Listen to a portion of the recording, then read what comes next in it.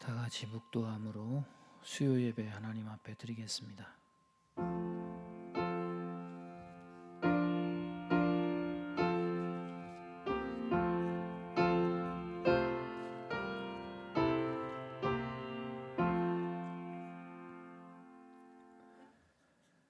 그러므로 내가 너희에게 이르노니 목숨을 위하여 무엇을 먹을까 무엇을 마실까 몸을 위하여 무엇을 입을까 염려하지 말라. 목숨이 음식보다 중하지 아니하며 몸이 의복보다 중하지 아니하냐. 공중의 새를 보라. 심지도 않고 거두지도 않고 창고에 모아들이지도 아니하되 너희 하늘 아버지께서 기르시나니 너희는 이것들보다 귀하지 아니하냐. 그런즉 너희는 먼저 그의 나라와 그의 의를 구하라. 그리하면 이 모든 것을 너희에게 더하시리라. 아멘. 하나님 아버지, 오늘도 주님의 이름을 높이고 우리의 마음과 삶을 모아서 아버지 앞에 드립니다. 이 시간 영광 거두어 주옵시고 하늘의 신령한 것으로 우리에게 덧입히사 이 험한 세상에서 우리에게 부족한 것 채워주시고 죄지은 것 사해 주시고 하나님 안에 있는 충만한 것들로 채움받아서 믿음으로 승리하는 자들 다 되게 함께하여 주옵소서. 예수님의 이름으로 기도하옵나이다. 아멘. 찬송가 258장 찬송합니다.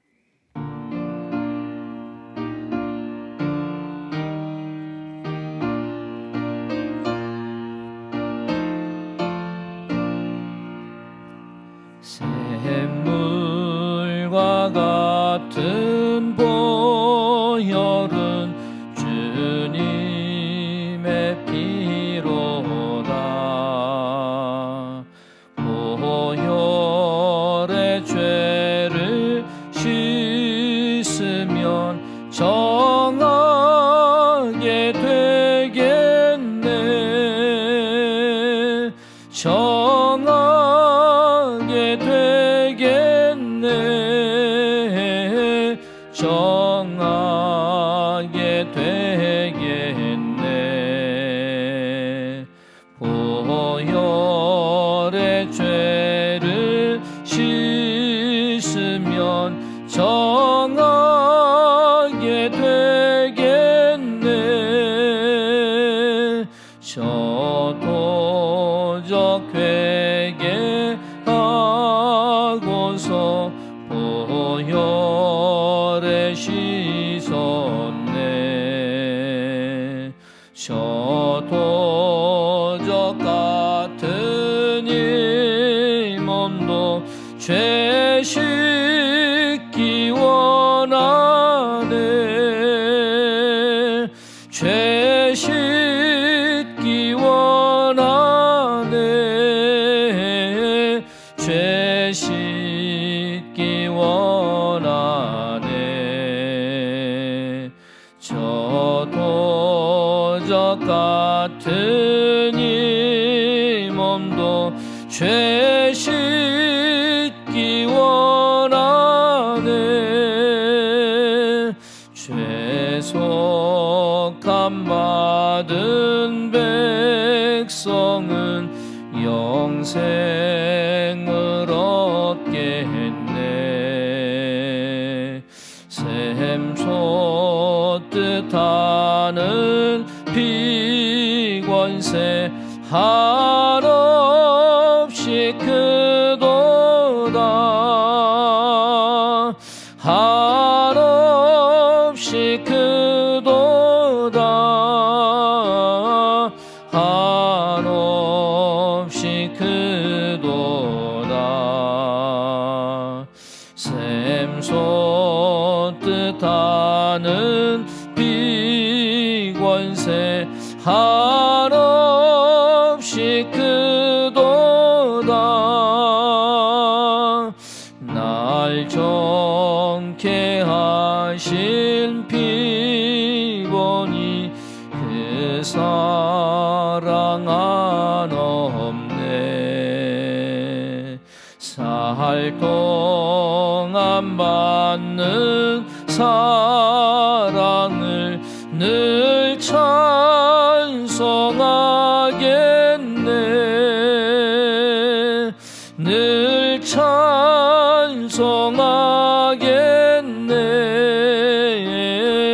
늘 찬송하겠네. 살 동안 받는 사랑을 늘 찬송하겠네. 이후에 천국 올라가 더 좋은 노래로 날 구속하신 은혜를 늘 찬송하겠네. 늘 찬송하겠네. 늘 찬송하겠네. 날 구속하신 은혜를 늘 찬송하겠네.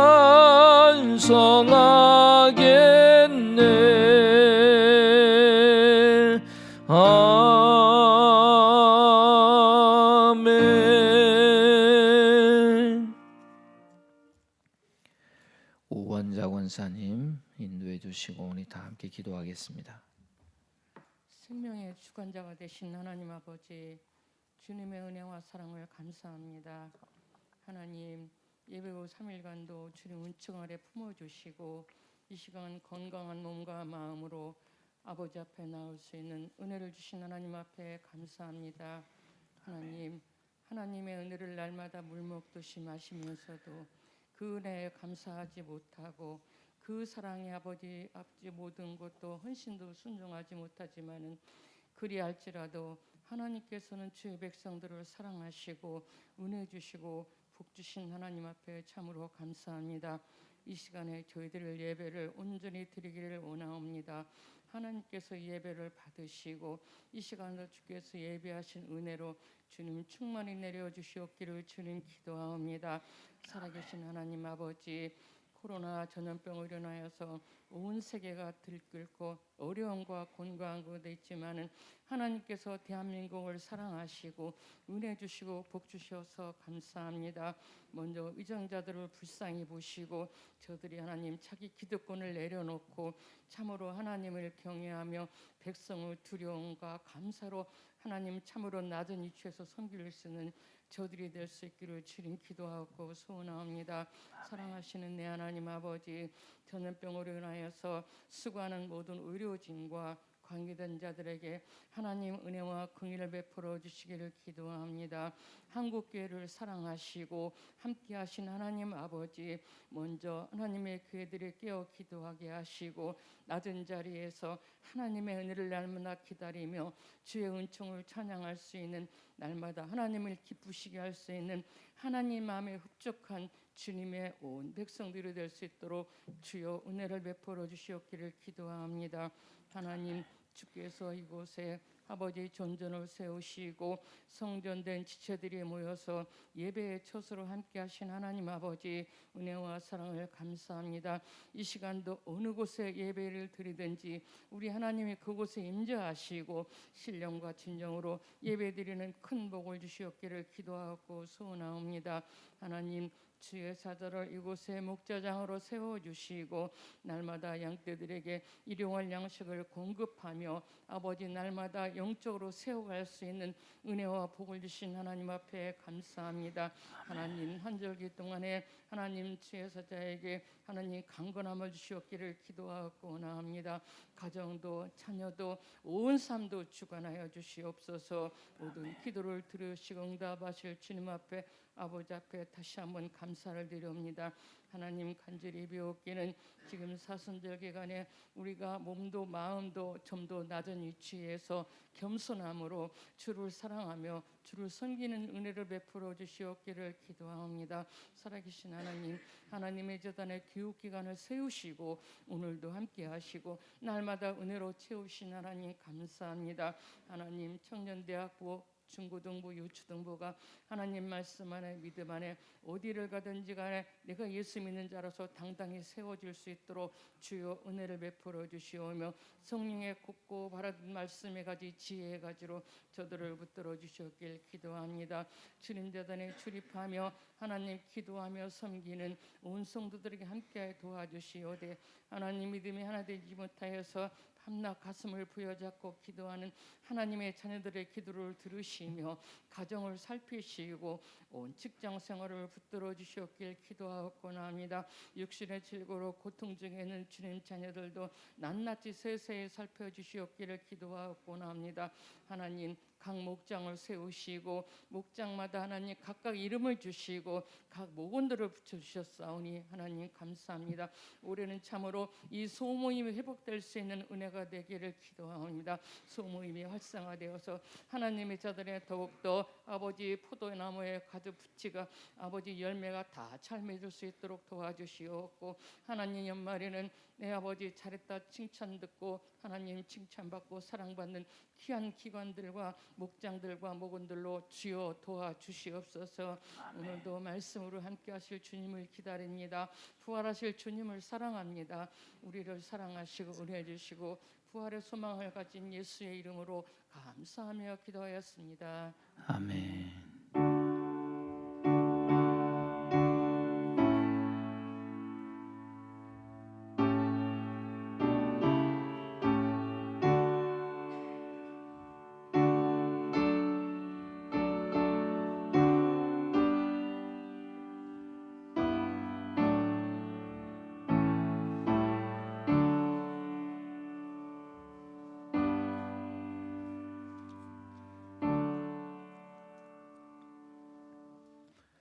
하나님 말씀 보겠습니다. 여호수아 20장입니다. 한 절씩 교독하겠습니다. 여호수아 20장입니다. 여호와께서 여호수아에게 말씀하여 이르시되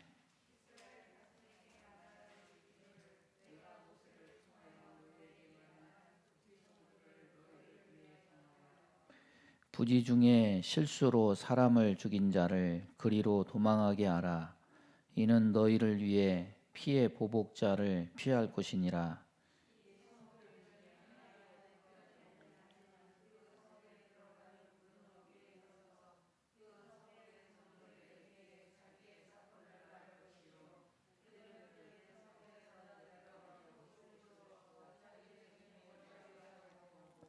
피의 보복자가 그의 뒤를 따라온다 할지라도 그들은 그 살인자를 그의 손에 내주지 말지니 이는 본래 미워함이 없이 부지 중에 그의 이웃을 죽였음이라.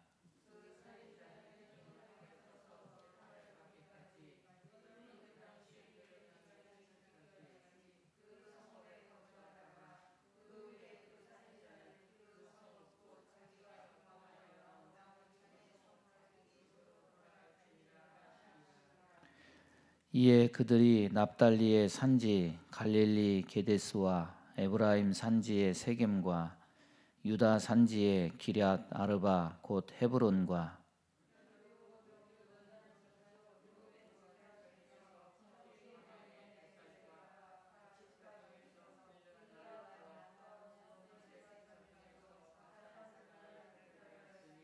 다 함께 하겠습니다. 이는 곧 이스라엘 모든 자손과 그들 중에 거류하는 거류민을 위하여 선정된 성읍들로서 누구든지 부지 중에 살인한 자가 그리로 도망하여 그가 회중 앞에 설 때까지 피의 보복자의 손에 죽지 아니하게 하기 위함이라. 아멘. 우리 찬양하겠습니다. 행복 찬양합니다.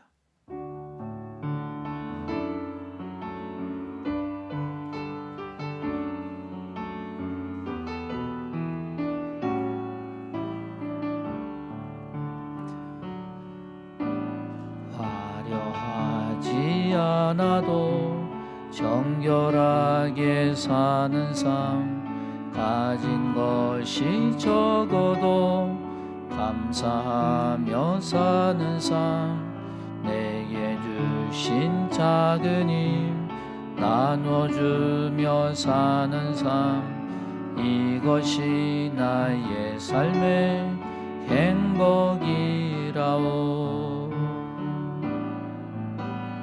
눈물 날 일 많지만 기도할 수 있는 것, 억울한 일 많으나 주를 위해 참는 것, 비록 짧은 작은 삶 주 뜻대로 사는 것, 이것이 나의 삶의 행복이라오.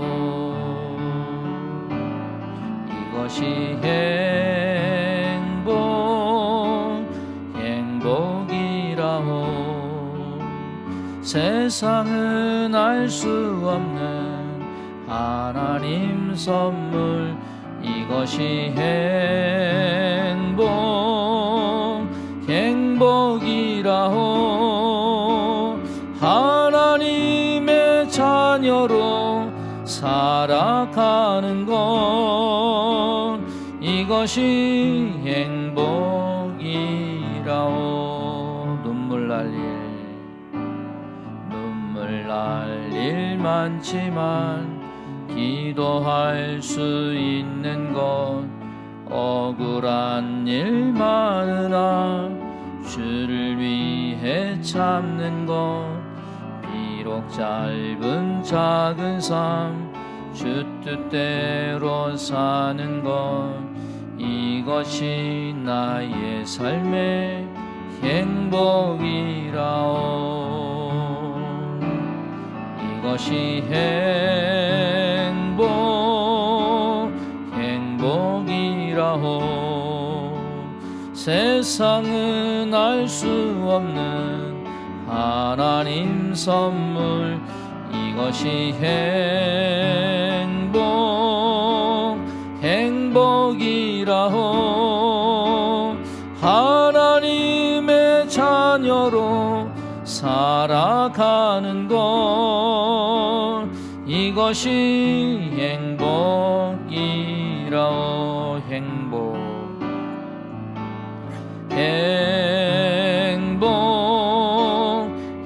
행복이라오.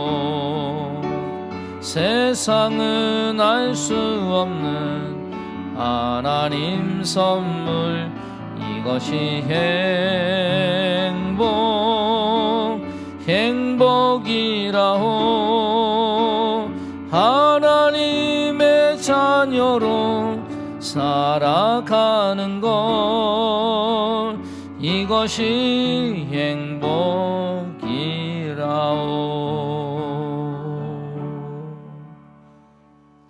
아멘. 주님으로 인해서 행복한 사람들이 되기를 바랍니다. 오늘 말씀은 도피성에 관한 말씀입니다. 땅 분배를 다 마치고 요단 서편에 도피성 3개, 요단 동편에 도피성 3개, 이렇게 모두 6개의 도피성을 정하는 내용입니다.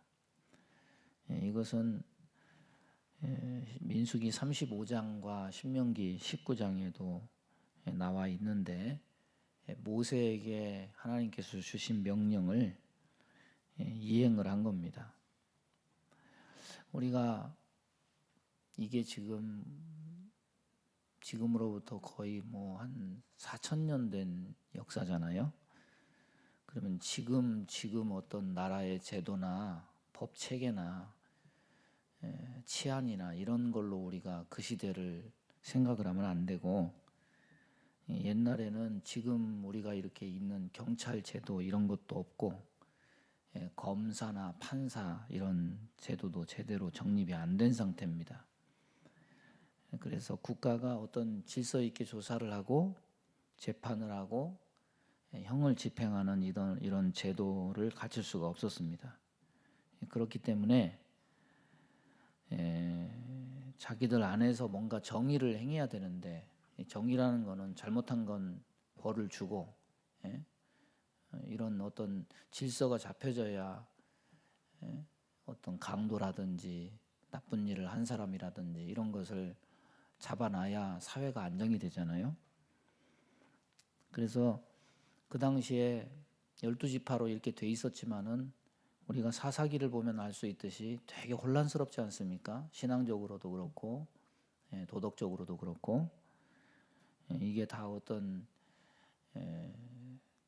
그 질서, 나라의 질서가 잡히지 않았기 때문에 이렇게 된 건데, 그런 체계가 잡히기 전에는 어떻게 이런 것을 정비를 했냐면은 이스라엘의 친족 무르기가 있죠. 기업 무르기, 친족 무르기라는 이런 제도가 있는데, 이것은 뭐냐면은 가장 가까운 친족이 어려운 상황을 당했을 때 그 친족을 도와서 어떤 문제를 해결하는 그런 방법이었습니다. 그래서 이 친족 무르기는 4가지 경우에 적용이 됩니다.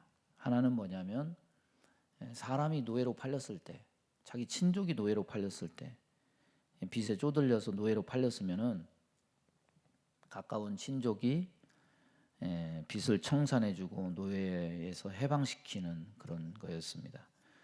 그리고 두 번째는 이스라엘의 땅은 자기 땅이 아니죠. 임대 개념이죠. 그래서 희년이 되면 다 원래 지파로 다 돌려보내야 되는데, 친족이 빚에 몰려서 땅을 팔았을 때 또 가까운 친족이 빚을 갚아주고 땅을 원상태로 회복시켜주는 겁니다. 또 하나는 뭐냐면 우리가 잘 아는 룻기에 나오는 계대 결혼, 후손이 없이 죽을 때 죽은 친족의 아내를 취해서 자손을 낳고 그 첫째 아들을 죽은 후손의 이름으로 잇도록 하는 그런 겁니다. 그리고 4번째가 뭐냐면은 오늘 이 도피성과 관련된 친족이 살인자에 의해서 죽었어요. 그러면 이 정의를 누가 행하느냐? 가까운 친족이 복수를 하는 거예요. 왜냐하면 사법제도가 없으니까. 그래서 이 사람을 이 피해 보수하는 자다 이렇게 명하는데, 이 보수보다는 우리나라 말로는 복수가 더 복수라는 단어가 더 해당이 될 겁니다. 원수를 갚는다 할 때 복수한다 이렇게 쓰는데, 영어는 이게 또 그 세분화가 돼 있어요. 리벤저라는 거하고 어벤저라는 거하고 이렇게 개념이 구분이 돼 있는데, 이 감정을 가지고 사람에게 복수할 때는 리벤저죠. 근데 단순히 감정을 가지고 복수하는 것이 아니라 그 사람이 피를 흘렸기 때문에 어떤 하나님의 정의를 행한다 이렇게 행할 때 피를 보수하는 자다 이렇게 칭하는 겁니다. 자, 살인자를 죽이는 거는 우리나라 뭐 사형제도 지금 전 세계적으로 사형을 하면 안 된다 이렇게 해가지고 멈춰져 있는데, 이 살인자를 죽이는 거는 생명을 경시해서 그런 게 아니죠. 성경에서 살인자를 죽이라고 명하는 것은 생명을 경시하면서 그런 것이 아니라, 그런 거를 그냥 놔두면 이 사회가 문란해지죠. 더 무죄한 피를 흘려서. 그렇기 때문에 민수기 35장 33절 보면은 너희는 거하는 땅을 더럽히지 말라. 피는 땅을 더럽히나니 피 흘림을 받은 땅은 이를 흘리게 한 자의 피가 아니면 속할 수 없느니라. 사람이 억울하게 죽어서 피가 흘려지면은 그 땅이 더럽혀진 거다 이렇게 표현합니다. 더럽혀진 땅은 피를 흘리게 한 자의 피가 아니면 속할 수 없다. 여러분 창세기에 나온 건 그거잖아요. 원칙은 그거잖아요. 누가 죽어야 되느냐? 죄 진 사람이 죽어야 돼요. 피의 제사는 바로 그걸 상징하는 거죠. 사실 제물은 이스라엘 백성이 구약 내내 짐승의 피를 흘려서 하나님께 제사했는데, 그 제물은 사실 제물이 대신 죽는 거지. 그 제물은 사실 누굽니까? 범죄한 자기 자신이죠. 하나님 앞에 범죄한 자기 자신을 짐승이 대신 죽을 뿐이죠. 살인한 사람의 피를 흘려야 그 땅이 정화가 된다. 공의가 회복이 된다. 생명 존중 사상이 확립이 된다. 이런 개념이 들어있는 겁니다. 오늘날엔 이건 하면 안 되죠. 이제는 국가가 제도화돼 있고 사법제도가 있고 또 그것을 시행하는 사람들이 다 있기 때문에 이제 그 옛날에 이런 기준들은 이제는 그 시대에만 적용이 되고 지금은 이렇게 하면 안 되죠. 자, 근데 문제가 있습니다. 사람을 살인했다고 해도 똑같은 동기와 목적으로 살인하는 거가 아니라 여기 보면 기업 물을 자, 보수하는 자가 죽일 수 있는 대상은 뭐냐면 의도적으로, 계획적으로, 고의로 살인한 자. 고의성을 가지고 사람을 죽인 경우에 보수하는 자는 그를 죽일 수 있는 권한이 있었습니다. 그래서 민수기 35장 31절에도 어떤 말씀이 있냐면은 이 살인죄를 일부러 살인죄를 저지른 사람, 고의로 계획해서 그런 사람은 속전을 받지 말고 내가 돈 줄게 대충 묻어둬라 이렇게 해도 그건 안 돼요. 반드시 죽이라 이렇게 기록이 되어 있습니다. 그러나 고의적인 살인만 있는 건 아니죠. 고의적인 살인만 있는 게 아니죠. 과실로 사람을 내가 전혀 의도한 바가 없어요. 과실치사도 죄는 죄죠. 사실은 사람이 죽었기 때문에. 하지만은 죄의 경중은 다른 거죠. 일부러 죽인 거하고 과실로 죽인 거하고는 서로 다른 거예요. 예를 들어 그런 거죠. 신명기 19장 5절에 나와 있는 것처럼 산에서 벌목을 해요. 나무를 도끼로 패요. 근데 패다가 이 도끼 자루가 헐거워져 가지고 그게 이렇게 하는데 뒤로 쑥 빠져 가지고 지나가는 사람이 그 도끼에 맞아서 그냥 즉사를 하게 된 경우, 그 죽은 사람은 고의로 살인을 했던지 아니면 몰라서 그렇게 했던지 자기 친족이 죽었으니까 복수하고 싶은 마음이 있을 거예요. 아무리 과실이지만은 사람이 죽었기 때문에 원수를 갚고 싶을 겁니다. 그런데 하나님께서는 그 옛날 몇천 년 전에 그 사법제도 하에서도 과실치사자는 보호하는 약자 보호법이죠. 그래서 이 도피성 제도를 만든 겁니다. 근데 구절을 보면 이런 말씀이 있죠. 도피성을 설정하신 이유에 대해서 여기에 뭐라고 말합니까? 이는 곧 이스라엘 모든 자손과 그들 중에 거류하는 거류민을 위하여 선정된 성읍들로서 이스라엘 자손만 해당이 된 게 아니죠. 그들 중에 우고하는 객이다. 이 사람들은 이방인을 얘기하는 거죠. 그러니까 하나님께서 이스라엘 사람들뿐만 아니라 그들 가운데 거하는 모든 이방인, 타국인까지라도 이스라엘 영토 내에 들어와 있으면은 이 도피성 제도의 혜택이 주어지도록 하셨다는 사실. 그러니까 하나님의 그 공의나 하나님의 사랑은 차별이 없다는 것을 여기서 우리가 알게 되는 거죠. 자, 그러면 4절 보면은 그 성읍들의 하나에 도피하는 자는 그 성읍에 들어가는 문 어귀에 서서 그 장로들의 귀에 자기의 사고를 고하라. 부지 중에 다른 사람을 죽인 사람이 실수로 죽게 된 자의 가족이나 친족으로부터 보복당하지 않기 위해서 이 정해진 6개의 성읍 가까운 데 있는 도피성으로 막 도망을 가요. 자, 막 문을 두드리고 근데 그냥 가면 안 돼요. 도피성 문 앞에서 뭘 해야 되느냐? 그 성의 장로들에게 내가 요만조만해서 이렇게 내가 의도하지 않았는데 도끼 자루가 빠져가지고 내가 사람이 죽어버렸다. 내가 여기 좀 이렇게 좀 피해야 되겠다. 설명을 해야 된다는 거죠. 이 절차 과정을 거치지 않으면은 피할 수가 없어요. 이건 뭘 의미합니까? 이 도피성은, 구약의 도피성은 신약의 누구를 의미하냐면 예수님 의미하는 거죠. 죄 범한 자가 영적인 도피성이신 주님께 피해서 주님께 구원 얻기 위해서는 제일 먼저 뭘 해야 되느냐? 자기의 죄를 고하는 거죠. 사죄의 은총이 먼저 있어야죠.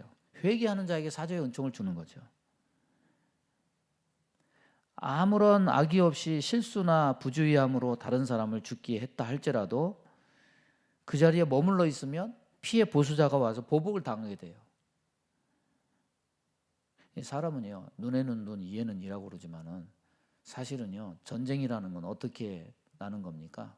한 대 치면 저 사람은 한 대 안 쳐요. 몇 대 칩니까? 2대, 3대, 4대 치죠.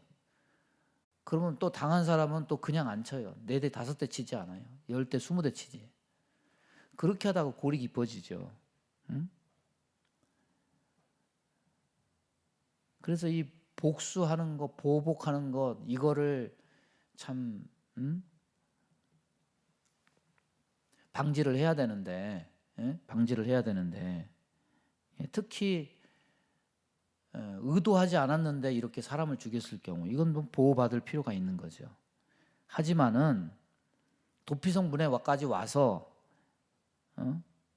피하자고 여기다 얘기를 해도 장로들에게 자신의 죄를 진술하지 않으면 거의 보호받을 수가 없는 거죠. 뭘 의미합니까? 우린 다 죄 가운데 태어나요. 그리고 죄 가운데 살아가요. 그렇지만은 하나님께 돌아와서 자신의 죄를 고백하는 자는 용서를 받아요.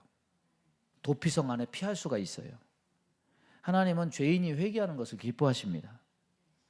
아무리 우리 죄가 무거워도 그 죄를 다 능히 감당하실 수가 있어요.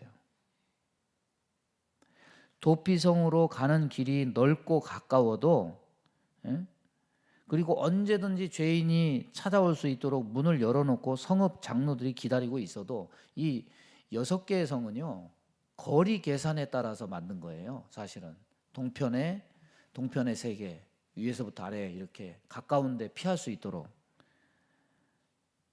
죄인에게 어떤 빨리 피할 수 있는 그런 방편으로 그렇게 만든 거죠.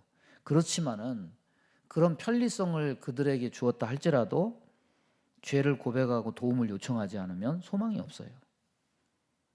여러분, 하나님 사랑이 부족하지 않습니다. 회개할 수 있는 기회가 없는 것도 아니에요. 언제나 교회 문은 열려 있어요. 우리의 인생은 어떻게 보면 회개할 기회예요. 구원받을 기회예요. 하나님 사랑 얻을 기회예요. 그렇지만 기회가 아무리 많아도 우리의 입술을 벌려서 주님께 구하지 않으면 우리는 용서받지 못해요. 은총을 얻지 못합니다. 그러니까 하나님 사랑이 부족해서가 아니에요. 아무리 하나님 사랑이 깊고 넓어도 그래서 하나님 사랑이 크기 때문에 예수님을 십자가에 못 박아서 그렇게 죽게 하셨지만 입을 벌려 회개하지 않는 자는 결코 사죄의 은총을 받지 못한다. 장로들에게 고하지 않는 자가 보호받지 못하는 것과 똑같은 거죠. 여기 6절을 보면은 이 사람은 언제까지 있어야 됩니까? 그냥 피하는 게 아니에요. 거기서 살아야 돼요. 도피성 안에서 살아야 돼. 그런데 언제까지 살아야 되느냐? 당시의 대제사장이 죽기까지. 우리의 대제사장은 누구십니까? 예수 그리스도죠. 그러니까 그 보호받는다는 것은 예수님 안에 있을 때 보호받는다는 것을 의미하는 거죠. 이것도 상징적인 거죠. 여러분, 예수님이 뭐라고 그랬습니까? 요한복음 15장 5절에 너희는 나를 떠나서는 아무것도 할 수 없다. 주님의 은혜로 사는 겁니다. 우리는 하나님 떠나면 남는 게 없어요. 안전도 없고 구원도 없고 생명도 없어요. 그렇기 때문에 주 안에 거해서 주 안에 거할 때 보호가 있고 주 안에 거할 때 사랑이 있고 주 안에 거할 때 은혜가 있는 거예요. 주님 안에 보호받고 은혜 얻는 자들이 되기를 바랍니다. 자, 5절 보면 피해 보수자가 그 뒤를 따라온다 할지라도 그들은 그 살인자를 그의 손에 내어주지 말지니 이는 본래 미워함이 없이 부지 중에 그 이웃을 죽였음이니라. 어떻게 보면 살인을 하긴 했지만은 이 사람은 전혀 의도하지 않았는데 지금 이런 일이 벌어졌으니까, 만약에 이 사람이 그냥 어떤 이 사람을 보호할 수 있는 어떤 장치가 없다고 한다면 이 사람은 그냥 죽는 거예요. 응? 친족들에 의해서, 친족들이 찾아와서 너 우리 친족을 죽였다 해서 그냥 보복을 받는 거예요. 그렇지만은 지금 하나님은 이 사람을 보호하시려고 하는 거죠. 그러니까 이 사람은 어떻게 보면 이런 제도는 어떤 의미가 담겨 있냐면, 약자를 보호하는 하나님의 공의는 이렇게 세밀하게 이런 사람도 약자로 규정해서 이런 사람도 보호하는 그런 공의가 하나님의 공의라는 것을 우리에게 가르쳐 주죠. 여러분, 공의와 정의는 이래야 되죠. 뭐냐면 사람을 죽인 자를 가만히 놔두면 됩니까? 안 됩니까? 사람을 죽인 자를 가만히 놔두면 안 되죠. 그 사람에게 해를 받은 사람은 얼마나 원통하겠습니까? 심판은 반드시 있어야 되는 거죠. 그걸 가만히 놔두면은 그 일을 당한 사람들은, 가족들은 평생 그것을 가슴에 쓸어 안고서 고통을 당하면서 살 거예요. 예? 원한을 불러일으키고 너 어디 두고 보자. 예? 그래서 정의는 뭐냐면 그 고통받은 사람에 대한 고통을 준 사람에 대한 정당한 판단, 재판, 형벌이 뒤따라야 정의가 행해진다, 이렇게 얘기하죠.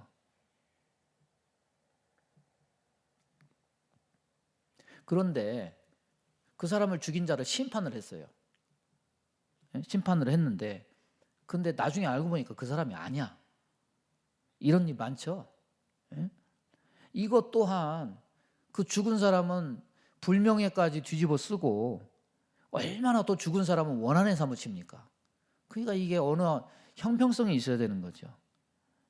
여러분, 성경에 보면 뭐가 있습니까? 아합이 나봇의 포도원을 탐내요.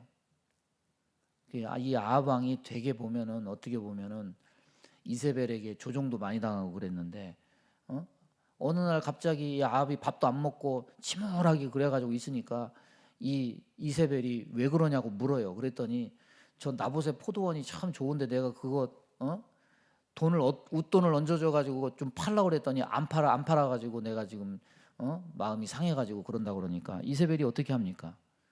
모함하는 두 증인을 어디서 구해서 이 나봇이 하나님과 왕을 모독했다, 거짓 증언을 하게 해서 돌로 쳐 죽이죠.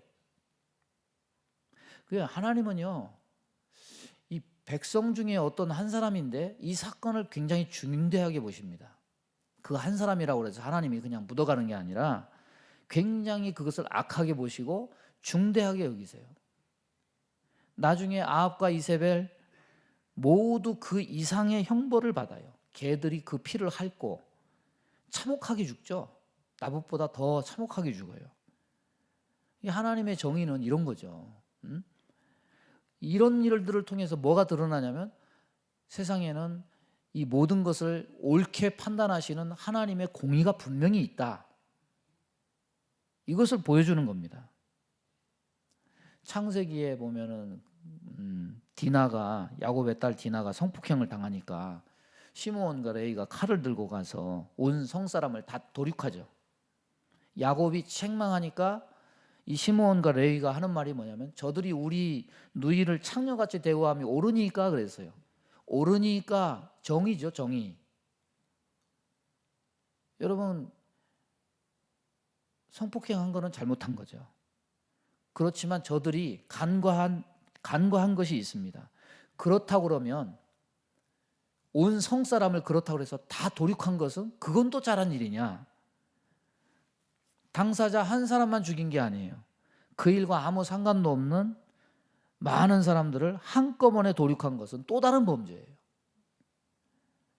결국 자기들이 심판자가 됐죠. 자기들이 하나님 노릇하고 이 둘이 다 저주를 받죠.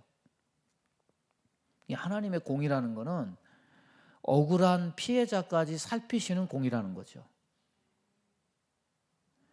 그러니까 정의가 가해자 처벌 중심에만 쏠리면 안 돼요. 진정한 정의라는 거는 형평성이 있어야 돼요. 요즘 언론에서 계속 이제 학폭 폭로가 막 이어지고 있죠. 언론에서. 그동안 한 번도 사과를 요구했는데 사과 안 하다가 막 언론에 나오니까 이제는 막 빼도 박도 못하고 갑자기 어느 날 갑자기 뒤통수 맞고 날벼락 맞고 다 퇴출당하죠. 근데 고발이 항상 또 옳은 것만은 아니에요. 가짜 고발도 있단 말이에요. 기성용에 대한 그건 가짜인 것 같아 보니까.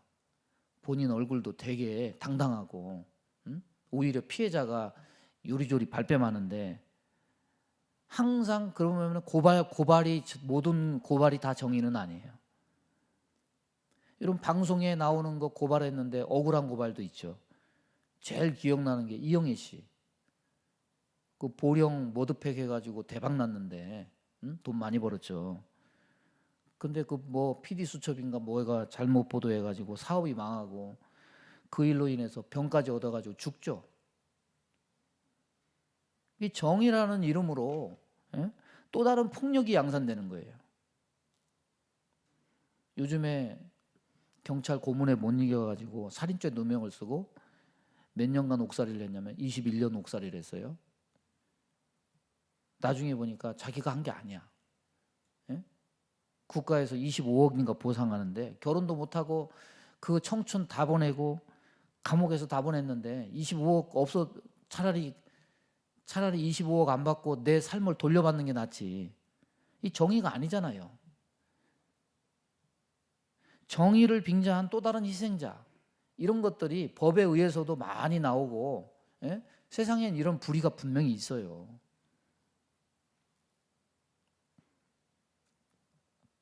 우리나라 치안이 세계적이죠. 도덕성도 세계적이고 몰랐다가 요즘에 유튜브에서 막 계속 뜨고 있는데 보니까 우리나라를 막 각 나라에서 취재해 갈 만큼 이런 것들이 요즘에 인정을 받더라고요. 소매치기가 없어졌어요. 우리나라에. 도둑놈이 없어지고 옛날에 많았잖아요. 이게 언제부터 이렇게 됐냐 그랬더니 88 올림픽을 기점으로 이렇게 됐다 그래요. 그때 88 올림픽을 앞두고서 이제 나라에서 걱정스러웠던 거예요. 외국에서 손님들 오는데 이 소매치기들이 극성을 떨어가지고 외국 손님들이 와가지고 소매치기 당해서 이 대한민국 알고 보니까 정말 후진국이구나 이렇게 하면 어떠냐. 이게 언론에 딱 나오니까 그 다음에 뭔 일이 벌어졌냐면 그 다음에 언론에 딱 나왔는데 올림픽 끝나고 났는데 소매치기가 한 건도 없었던 거예요. 알고 봤더니 뭔 일이 생겼냐면 전국 소매치기 협회가 다 모여가지고 야 우리도 대한민국 사람인데 그래도 올림픽 우리나라에서 올림픽 한다는데 그래도 나라 망신은 시키지 말아야 되지 않냐. 우리 올림픽 할 때까지 끝날 때까지는 우리 휴업하자. 뭐 그랬다는 얘기가 있어요.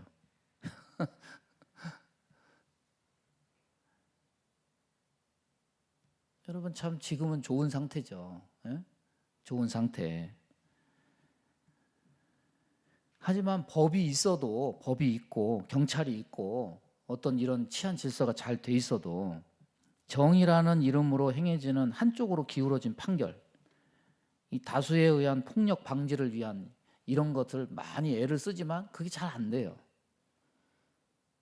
신문에 또 그게 났어요. 아들을 군대를 보냈는데 아들이 운전병이에요. 그 어디 이렇게 가서 상병인데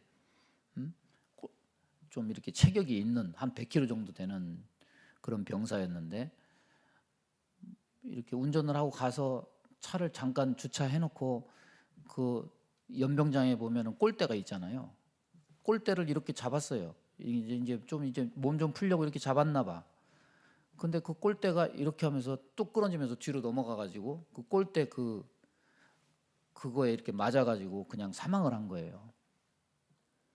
근데 이제 국가에서 뭐라고 나왔냐면은 본인 과실도 있다. 이렇게 나왔는데 그 어머니는 아주 나라 지켜서 그렇게 보냈으면은 나라에서 책임을 지고 얘를 나한테 보내줘야지.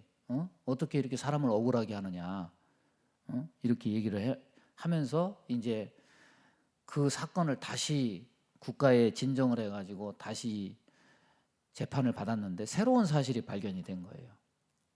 그 꼴대가 규격이 없는 꼴대야. 그리고 용접 부분이 다 떨어져 있었던 거예요. 예?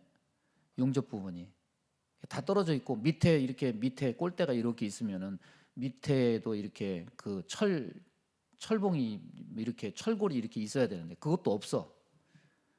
그런 사실들이 나중에 조사한 것에 의해서 이렇게 기록이 나온 것에 의해서 이렇게 발견이 되는, 이게 보면은 경찰력이나 이런 거 행정력 이렇게 보면은 그냥 어떻게 보면은 너무 사건 사고가 많으니까 그냥 속전속결로 그냥 빨리빨리 해버리다가 봐야 될 것을 못 봐서 죄인이 아닌 사람이 죄인이 되는 경우도 있고, 분명히 잘못된 것이 있는데 잘못된 거를 그냥 넘어가는. 얼마 전에 춘천에 밤에 차가 이렇게 가는데 20대 여성이 횡단보도 건너다가 차에 치여서 그냥 대사로 그냥 사망을 한 거예요. 근데 이제 이렇게 보니까 나중에 보니까 이 사람이 마약을 한 거야. 분명히 마약을 했는데 양성 반응이 나왔는데 조사 과정에서는 그게 또 빠졌어.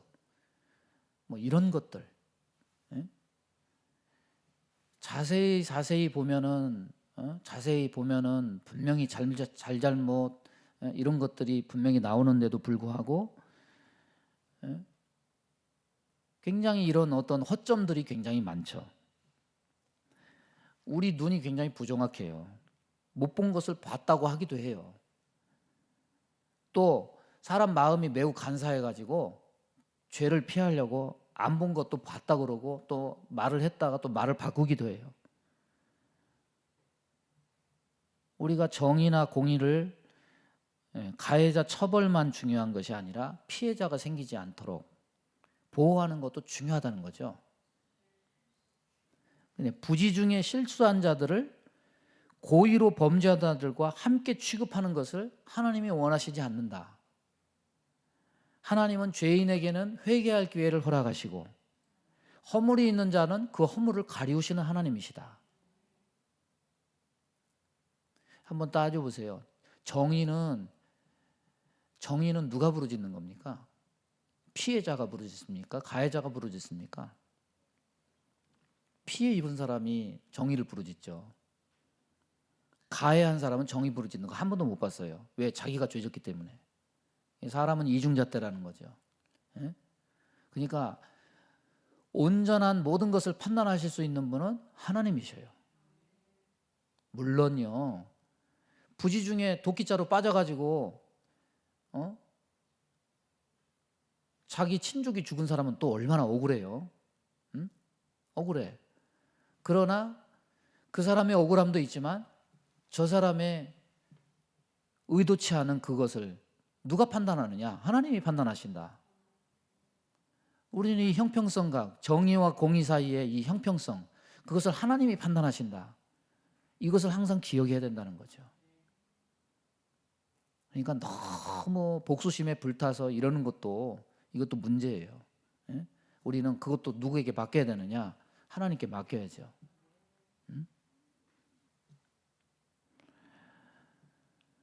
자, 세 번째 보면은 여러분, 원래 하나님이 계획하신 도피성은 요단 서편에 있습니까? 요단 동편에 있습니까?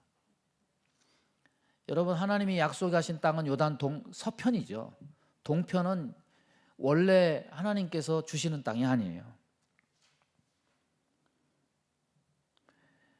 요단 서편에 있는, 여기 오늘 말씀에 보면은 요단 서편에 있는 도피성은 게데스, 세겜, 헤브론, 이 세 성인데, 근데 오늘 말씀 보면 요단 동편에도 도피성이 있죠.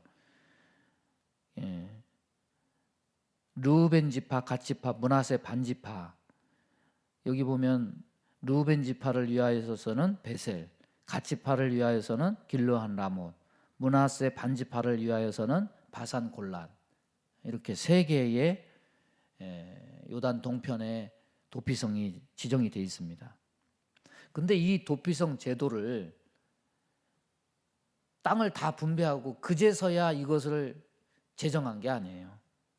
가나안을 본격적으로 정복하기도 전에, 그것도 약속의 땅이 아니었던 곳에 요단 서편 쪽에 설치한 도피성과 똑같이 요단 동편에도 세 개의 성을 공평하게 가나안 정복하기, 요단강을 건너가기도 전에 모세가 이미 다 지정을 해놨다는 거죠. 이게 우리에게 영적으로 중요한 교훈을 줍니다. 어떻게 보면 가나안 땅은 하나님 백성 안에 있는 땅이고 이스라엘 백성들의 거주지예요. 요단 동편은 생각지도 않은 어부지리를 얻은 땅이죠. 그럼에도 불구하고 요단 동편에도 도피성을 하나님께서 허락하신 것은 뭐냐면, 하나님 백성은 교회 안에서만 보호받는 사람이 아니에요.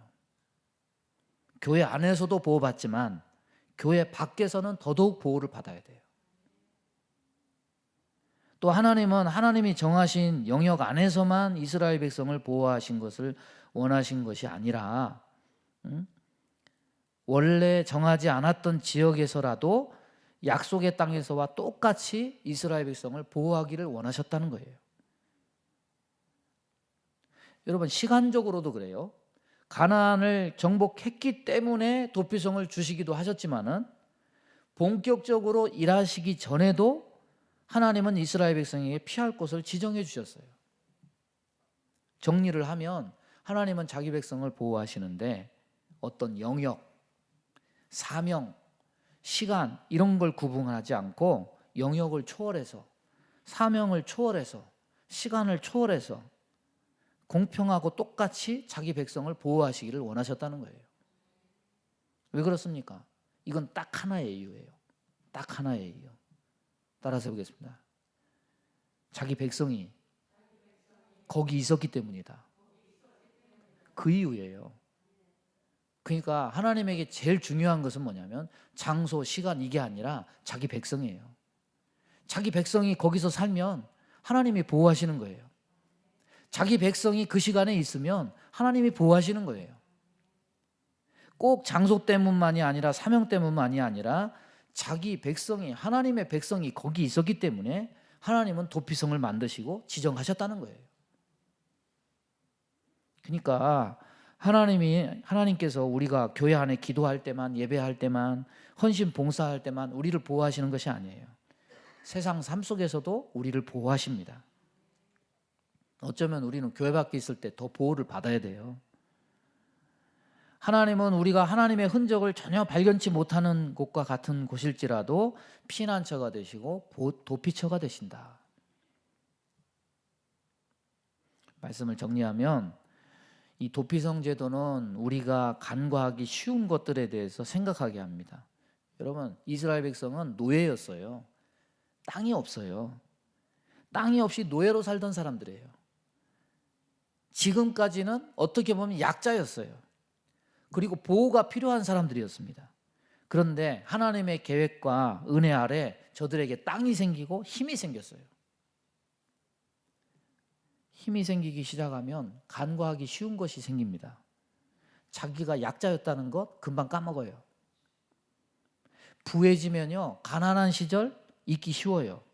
그래서 구약 성경에서 자주 등장하는 표현이 뭐냐면 너희를 애굽 땅 종되었던 곳에서 구하신 여호와니라.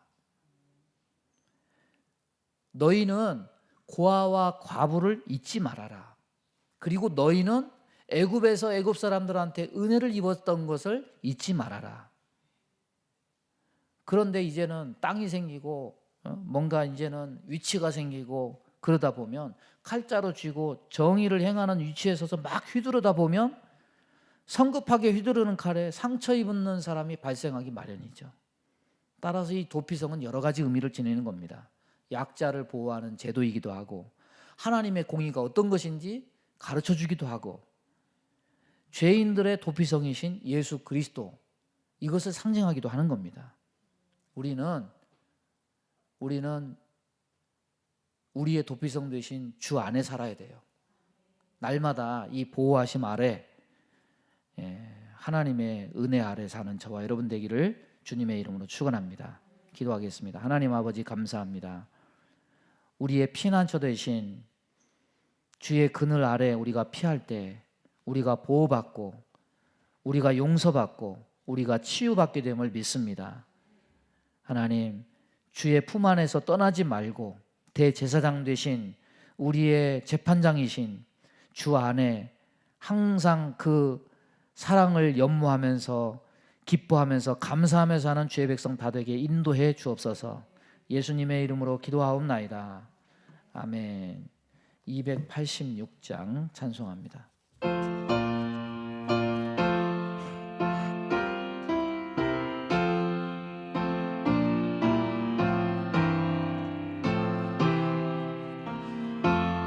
주 예수님 내 맘에 오사 날 붙들어 주시고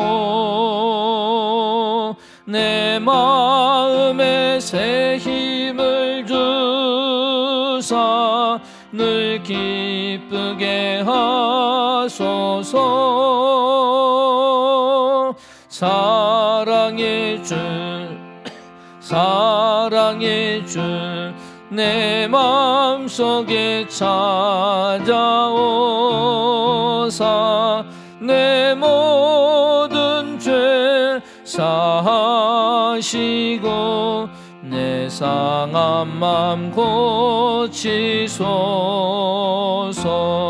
주 예수님 내 맘에 오사 내 소원 다하시고 내 무거운 짐 맡아주사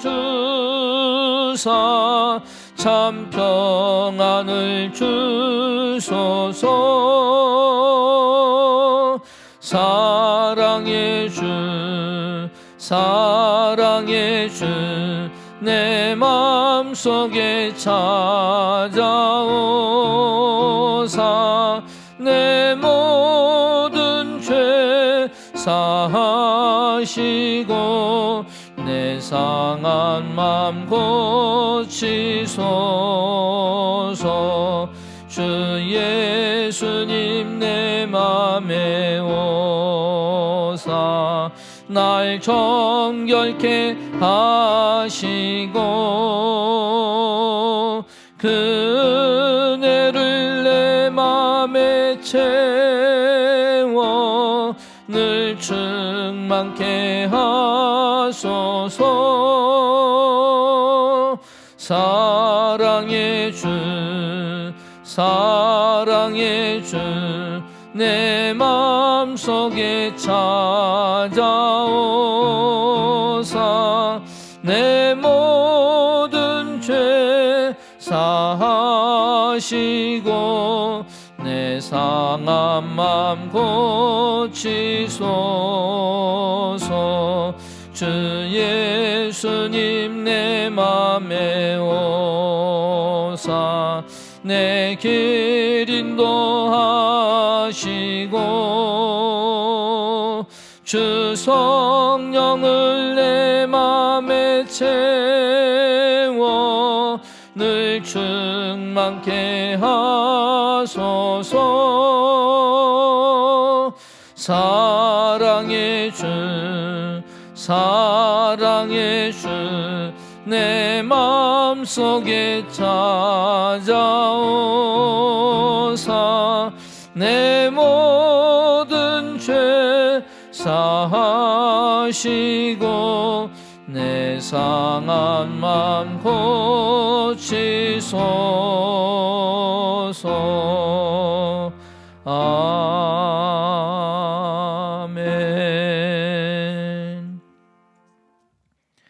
주님 가르쳐 주신 기도로 수요 예배 마치겠습니다. 하늘에 계신 우리 아버지여, 이름이 거룩히 여김을 받으시오며 나라에 임하옵시며 뜻이 하늘에서 이룬 것 같이 땅에서도 이루어지이다. 오늘날 우리에게 일용할 양식을 주옵시고 우리가 우리에게 죄 지은 자를 사하여 준 것 같이 우리 죄를 사하여 주옵시고 우리를 시험에 들게 하지 마옵시고 다만 악에서 구하옵소서. 대개 나라와 권세와 영광이 아버지께 영원히 있사옵나이다. 아멘.